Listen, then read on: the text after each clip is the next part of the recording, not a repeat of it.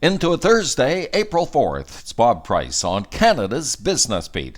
And this another chapter in the amazing story of Dollarama, that by selling stuff we all seem to use for just $1 or $2, the Quebec-based retailer continues to rake in hundreds of millions. The company just raising its fourth quarter dividend by 30% to over 9 cents a share after showing a sharply higher take of $324 million from $261 million a year ago.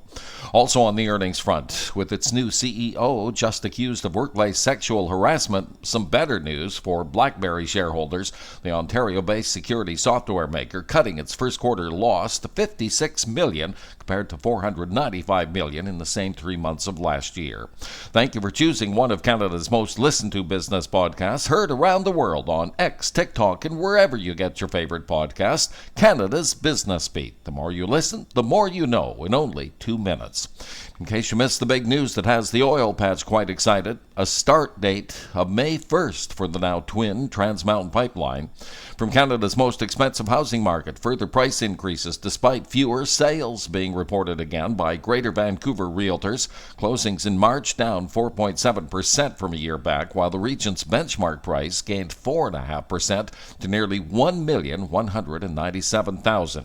Zoom, DeRochier Automotive Consultants noting a 9.2% lift for new vehicle sales across the country last month.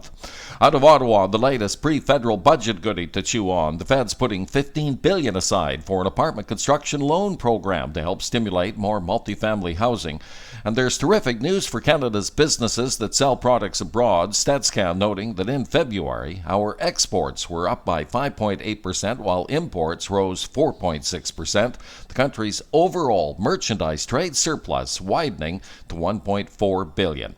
And with that, you're up to date for your Thursday, April 4th. Thank you for listening. Bob Price on Canada's Business Beat.